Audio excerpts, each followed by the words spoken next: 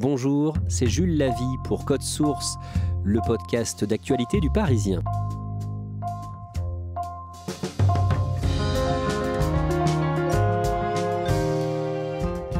Le 28 juin, Yaël Braun-Pivet, 51 ans, est devenue la première femme élue présidente de l'Assemblée nationale en France. Avocate de formation, éphémère ministre des Outre-mer, Yaël Braun-Pivet a débuté la politique il y a un peu plus de 5 ans, en 2017, en rejoignant Emmanuel Macron et en se faisant élire députée des Yvelines. Malgré son ascension, son apprentissage de la politique n'a pas été simple. Qui est Yaël Braun-Pivet ? Élément de réponse aujourd'hui dans Code Source avec Olivier Beaumont, journaliste au service politique du Parisien.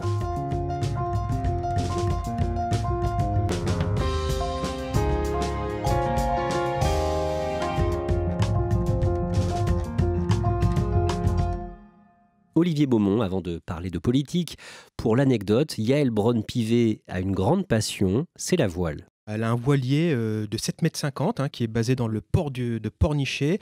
C'est une passionnée de la voile. Elle a même fait les Glénans, la fameuse école de voile en Bretagne. Et ça lui arrive, parfois même avec des camarades députés bretons, de partir en mer comme ça, de faire quelques virées. Elle est aujourd'hui présidente de l'Assemblée nationale et elle est la première femme à occuper ce poste dans l'histoire de la République française. Et oui, c'est une grande première.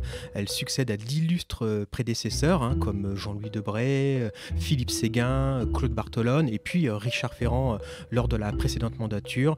Pour la première fois, au perchoir, une femme prend les commandes de l'Assemblée nationale. Alors on va voir comment Yaël Braun-Pivet en est arrivée là. Olivier Beaumont, vous la connaissez bien, vous suivez notamment l'exécutif, l'Élysée et le gouvernement pour le service politique du Parisien. Yaël Braun-Pivet a 51 ans, elle est mariée, elle a 5 enfants. Elle est née le 7 décembre 1970 à Nancy en Meurthe-et-Moselle. Qu'est-ce que l'on sait de sa famille ? C'est la petite fille d'un tailleur juif polonais qui est arrivé en France dans les années 30 avec pour simple bagage une valise et qui va recevoir, après la Seconde Guerre mondiale, les décorations de la Résistance. Un père qui est cadre dans une entreprise publicitaire, une mère qui était sténodactylo. Elle a grandi à Nancy, effectivement.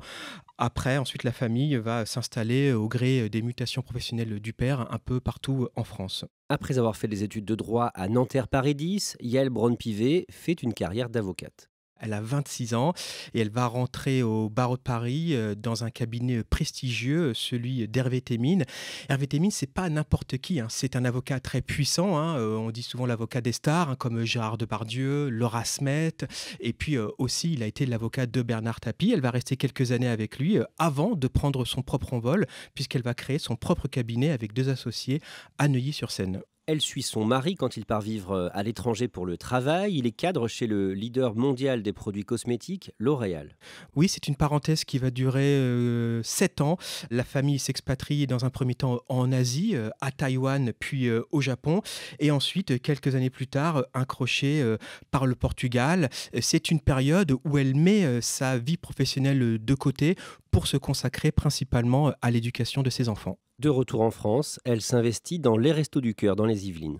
Elle s'investit au resto d'abord dans le centre de Chanteloup-les-Vignes et puis très vite elle va créer la section de Sartrouville où elle va jusqu'à animer une centaine de personnes au sein de cette structure de bénévoles. Elle va aussi avoir des activités de consultation gratuite d'avocats et aussi elle va s'occuper d'un centre d'accueil dans les Yvelines. Des fonctions qu'elle va ensuite quitter quand elle va s'engager en politique. En 2016, quand le ministre de l'économie Emmanuel Macron quitte Bercy et crée un mouvement politique pour se présenter à la présidentielle de 2017, elle décide de le suivre. Yaël Braun-Pivet, elle a toujours voté à gauche et d'ailleurs, quand elle était expatriée, elle avait pris sa carte à la section PS de Tokyo. Et puis en 2016, émerge Emmanuel Macron qui veut effectivement être candidat à l'élection présidentielle et elle est séduite par le discours de ce personnage. Elle le dit d'ailleurs, j'ai tout de suite cru en cette vision de dépassement des clivages et de progressisme. Elle vient de la société civile et elle croit fortement au discours d'Emmanuel Macron qui veut casser les codes et qui veut en finir avec les partis traditionnels. Lors des législatives de juin 2017, elle affronte dans son département des Yvelines un vieux routier du parti LR, le député qui est en place depuis 1993, Jacques Millard, et elle le bat. Au second tour, le dimanche 18 juin, elle est élue avec 59% des suffrages. Olivier Beaumont, le 29 juin, elle se fait élire présidente de la commission des lois. D'un mot, c'est quoi d'abord ? C'est une des 8 commissions de l'Assemblée nationale qui a pour fonction principale de préparer tous les textes législatifs avant qu'ils passent en examen en séance publique à l'Assemblée. Et principalement, sa mission, c'est d'étudier la conformité législative des textes constitutionnels et des règlements. Après son élection le 18 juin, beaucoup doutent de ses capacités à occuper ce poste. Elle vient de la société civile, elle n'a jamais été élue auparavant, et donc c'est un personnage nouveau qui arrive à l'Assemblée et qui prend tout de suite des fonctions éminemment prestigieuses et un poste, président de la commission des lois, qui est d'ordinaire plutôt dévolu à des politiques expérimentées, aguerries. D'ailleurs, il y a cet écho du canard enchaîné qui laisse entendre qu'elle ne saurait pas faire la différence entre un décret et une loi, et donc ça renvoie effectivement à cette fameuse petite musique des députés amateurs qu'on a beaucoup entendu au début du précédent quinquennat, puisqu'une grande partie de ces jeunes élus ne faisaient absolument pas partie du sérail politique à l'époque. Ça l'a beaucoup déstabilisée, au point même qu'elle avait un temps envisagé tout lâcher. Au début de l'année 2018, le mercredi 24 janvier, elle a un accrochage à l'Assemblée en commission avec un député de 26 ans, LR, Robin Reda. Elle fait un rappel à l'ordre à Robin Reda, qui avait fait fuiter quelques jours auparavant dans la presse des éléments d'un rapport sur le cannabis. Je trouve que ça n'est pas courtois vis-à-vis de vos collègues à qui, je pense, il aurait fallu réserver la primeur de vos travaux et non pas aux Parisiens, à BFM ou à LCI. Et Robin Reda remercie ironiquement. Merci pour ces rappels au règlement quasi maternels à notre endroit. J'adore vos réflexions fort misogynes, monsieur Reda. Non, je dis ça parce que vous pourriez être ma mère. Donc. Il s'est très rapidement excusé. Il lui a même envoyé un bouquet de fleurs. Ça a été le point de départ d'une relation qui est désormais saine et apaisée. L'été suivant, Yaël Braun-Pivet préside la commission d'enquête sur l'affaire Alexandre Benalla, ce conseiller d'Emmanuel Macron filmé en train de frapper des manifestants le 1er mai à Paris, place de la Contrescarpe. Les oppositions estiment que Yaël Braun-Pivet fait tout pour étouffer l'affaire et n'enquête pas réellement. Effectivement, Yaël Braun-Pivet est sous le feu des critiques parce que les oppositions l'accusent de vouloir étouffer l'enquête. Il y a un principe, vous savez, en droit, c'est qu'on ne peut pas normalement être juge et partie. Vous voyez bien que la majorité ici décide et impose non seulement son calendrier, mais aussi son programme. Quand on est une majorité présidentielle et qu'il y a une commission d'enquête sur des faits qui concernent le président de la République, à tout le moins, on devrait avoir un peu de réserve, un peu de recul. Monsieur Benalla était chargé de la sécurité du président. La présidente de la commission, Yaël Braun-Pivet, c'est la Benalla de l'Assemblée nationale. Elle protège le président et elle dit maintenant, on arrête, c'est fini, on ne veut plus auditionner. Et nous, on dit là, ça ne va pas. Elle va s'opposer à l'audition d'un des principaux protagonistes de cette histoire, Alexis Kohler, le secrétaire général de l'Élysée. Et donc, elle est très vite accusée de manquer d'impartialité dans cette enquête.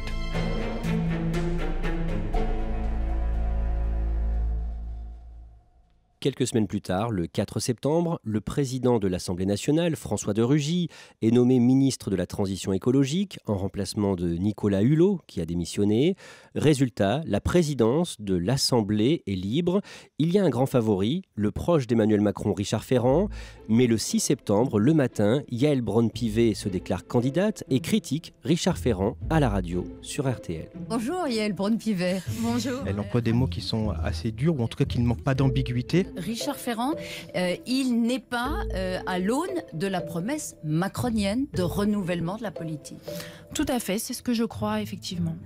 En tout cas, ce que je dis profondément, c'est que la ligne de la promesse d'Emmanuel Macron, c'est une élection démocratique entre plusieurs candidats et avec des candidatures féminines, nouvelles, qui incarnent une nouvelle façon de faire de la politique. Oui. En gros, ce qu'elle dit, c'est qu'il faut un coup de balai au perchoir. C'est une façon de renvoyer aussi un Richard Ferrand clairement à son passé politique, député dans les rangs socialistes entre 2012 et 2017, alors qu'elle, contrairement, vient de la société civile, elle a été avocate. Mais finalement, dans la journée, elle renonce. Coup de tonnerre, elle fait publier un communiqué de presse dans lequel elle annonce qu'elle y a longuement réfléchi et que donc finalement elle décide de retirer sa candidature face à Richard Ferrand. Alors tout le monde est un petit peu surpris, effectivement, on suppose surtout qu'il y a dû y avoir des pressions très fortes venues d'en haut pour qu'elle n'aille pas contre Ferrand. Certains disent que de toute façon façon, si elle y était allée, elle n'aurait recueilli que 10 voix, donc elle serait allée au casse-pipe.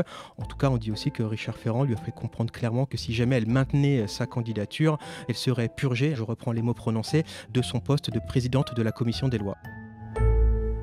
Malgré cet épisode et les critiques dont elle a fait l'objet suite à la commission d'enquête sur Alexandre Benalla, Yaël Braun-Pivet va réussir à redorer son image auprès des députés d'opposition. Quand on interroge les élus de la majorité, y compris des oppositions, tous le reconnaissent. C'est une grosse travailleuse, très présente à la commission des lois, qui a respecté les oppositions pendant sa période où elle était à ce poste-là. Et puis aussi, les gens le disent clairement, plutôt quelqu'un d'agréable, de souriant, avec qui on peut discuter. Donc, elle a fini son mandat à cette fonction avec plutôt globalement la reconnaissance de ses pairs, que ça peut aller de Claude Barthelone, côté socialiste, jusqu'à Éric Ciotti, le très sarkozyste. En dehors de l'hémicycle, c'est des gens qui conversent très facilement. Pendant la crise sanitaire, Yaël Braun-Pivet fait l'objet d'attaques antisémites et un jour, en février 2021, elle dévoile sur ses réseaux le contenu d'un mail antisémite qu'elle a reçu.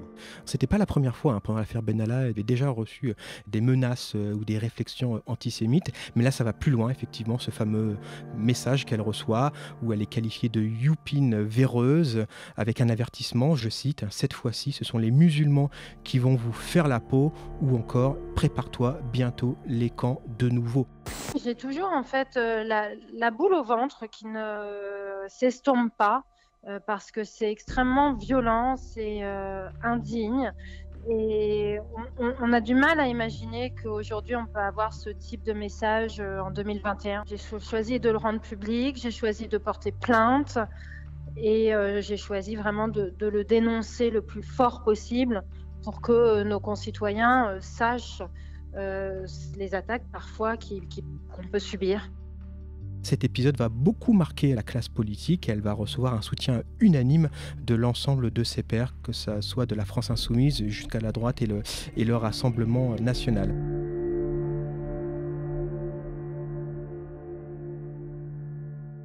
Toujours en 2021, en décembre, elle publie un rapport demandant un meilleur équilibre des pouvoirs entre le Parlement et le gouvernement. Il faudrait donner plus de pouvoir, selon elle, aux parlementaires. Olivier Beaumont, on en arrive aux événements récents. Au printemps 2022, suite à la réélection d'Emmanuel Macron, Elisabeth Borne est nommée Première ministre le 16 mai. Elle forme son gouvernement et 4 jours plus tard, le 20 mai, Yaël Braun-Pivet devient ministre de l'Outre-mer. Quand elle a présidé la commission des lois à l'Assemblée, elle s'était déplacée en Outre-mer, notamment en Guadeloupe et puis en Martinique. Elle avait également été rapporteure d'une mission d'information sur l'avenir institutionnel de la Nouvelle-Calédonie. Et quelques jours d'ailleurs après sa nomination, le 20 mai, elle prononce déjà un discours à l'occasion d'une cérémonie d'hommage national aux victimes de l'esclavage, où elle dit qu'elle va s'engager à faire construire un mémorial en l'honneur de celle-ci. Ce monument montrera aussi à tous les Français l'importance de faire vivre la mémoire de ceux qu'on a trop souvent oubliés. Ensemble, ce lieu, ces dates formeront l'archipel de nos mémoires partagées dans la complexité de notre histoire. On a pu lire que Richard Ferrand a poussé pour que Yaël Braun-Pivet devienne ministre, pour ne pas la voir comme concurrente potentielle pour la présidence de l'Assemblée, c'est vrai ? Tout à fait. Richard Ferrand a fait les pieds et des mains pour qu'elle rentre au gouvernement. Sa lecture était assez simple. Il la voyait comme une rivale potentielle, puisqu'elle avait failli déjà être candidate face à lui en 2018. Et donc lui se disait que si elle était nommée ministre, eh bien, ça faisait une menace en moins pour Ferrand s'il il postulait pour le perchoir. Il est 20h et vous voyez apparaître l'Assemblée telle que prévoit Ipsos Soprasteria, avec d'abord 224 sièges pour Ensemble, la coalition présidentielle, suivie par la NUP, 149 sièges. Dimanche 19 juin, second tour des élections législatives. La République en marche et ses alliés perdent la majorité absolue à l'Assemblée. C'est une claque pour Emmanuel Macron et l'un de ses proches, dont on vient de parler, le président de l'Assemblée, Richard Ferrand, est battu dans le Finistère. Bien, mesdames, messieurs, je viens de prendre acte des résultats indiquant que les électrices et les électeurs de la 6e circonscription du Finistère ont choisi d'élire député ma concurrente. Yaël Braun-Pivet reçoit de nombreux messages sur son téléphone. Et oui, dès le soir même, beaucoup de textos, on lui dit « vas-y, c'est ton moment, va au perchoir ». Ils émanent de membres de la majorité, mais aussi de personnalités issues notamment des LR, comme Éric Ciotti qui lui dit que c'est son moment, ou encore le député LR Raphaël Schellenberger. Il pense que c'est une personnalité qui est de nature à apaiser les choses à la tête de l'Assemblée nationale. Problème, elle est donc ministre de l'Outre-mer, elle a même un déplacement prévu en Nouvelle-Calédonie, le jour précis où le successeur de Richard Ferrand sera élu. Que fait-elle ? Elle est attendue à Nouméa pour commémorer une poignée de main historique entre Jacques Lafleur et Jean-Marie Tjibaou, pour relancer ce fameux dialogue entre les loyalistes et les indépendantistes. Puis vient le 22 juin, jour où la majorité présidentielle doit désigner son candidat pour être celui qui représentera le parti au perchoir une semaine plus tard. Et là, coup de théâtre, surprise, la veille, Yaël Braun-Pivet annonce qu'elle veut être la candidate de La République En Marche pour tenir la présidence de l'Assemblée nationale. Donc ça laisse à supposer que si effectivement elle était amenée à remporter ce vote interne, elle ne ferait pas ce fameux déplacement à 16 000 km de Paris une semaine plus tard. Le mercredi 22 juin, à l'Assemblée, dans l'après-midi, les députés La République En Marche et leurs alliés, Modem et Horizon d'Édouard Philippe, sont donc réunis pour choisir leur candidat pour l'élection du président de l'Assemblée. Il y a un favori dans ce scrutin interne, c'est Roland Lescure, qui lui est le président sortant de la Commission des affaires économiques, un favori dont on dit même qu'il aurait les faveurs de l'Élysée. Donc Yaël Braun-Pivet est perçue comme la challenger, et contre toute attente, c'est elle qui l'emporte lors de ce scrutin interne par 105 voix contre et 85 pour Lescure. C'est une vraie belle victoire pour elle, clairement, et certains y ont vu d'ailleurs dans cette élection la preuve que les députés de la majorité avaient voulu s'affranchir des consignes venues d'en haut, comprendre de l'Élysée. Madame Yaël Braun-Pivet, 242 voix. L'élection pour la présidence de l'Assemblée est organisée le mardi 28 juin. Yaël Braun-Pivet est élue au second tour suite au désistement du candidat RN. Elle aurait été élue de toute façon au troisième tour, puisqu'au troisième tour de ce scrutin, la majorité relative suffit. Olivier Beaumont, Yaël Braun-Pivet monte au perchoir pour son premier discours en tant que présidente de l'Assemblée. Mes chers collègues, personne n'est entré dans cet hémicycle sans émotion.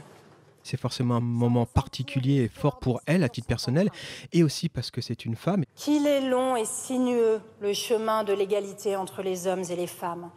Et puis par rapport à son parcours, ce symbole d'une femme qui vient de la société civile, qui il y a 5 ans était inconnue du grand public, qui ne venait absolument pas du sérail. Et donc voilà, c'est une façon de souligner comme ça cette ascension express. Pur produit aussi de la méritocratie civile et puis politique, parce que Yaël Braun-Pivet, il faut le rappeler, ce n'est pas quelqu'un qui est une proche d'Emmanuel Macron, c'est quelqu'un qui s'est imposé à la force du poignet.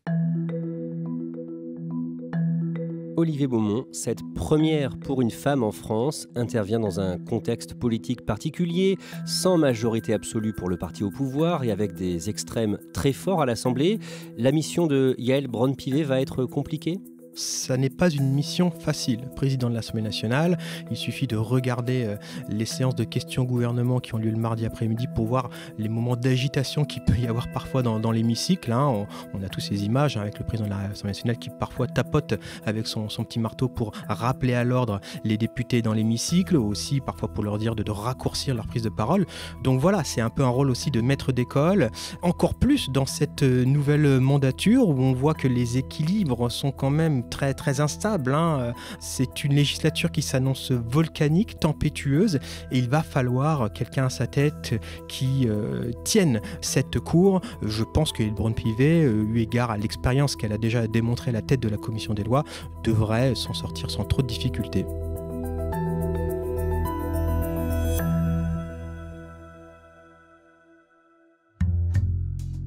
Merci à Olivier Beaumont. Cet épisode de Code Source a été produit par Raphaël Pueyo, Clara Garnier-Amouroux, Thibault Lambert et Lola Sotti. Réalisation, Julien Moncouquiol. Code Source est le podcast d'actualité du Parisien, un nouvel épisode chaque soir de la semaine.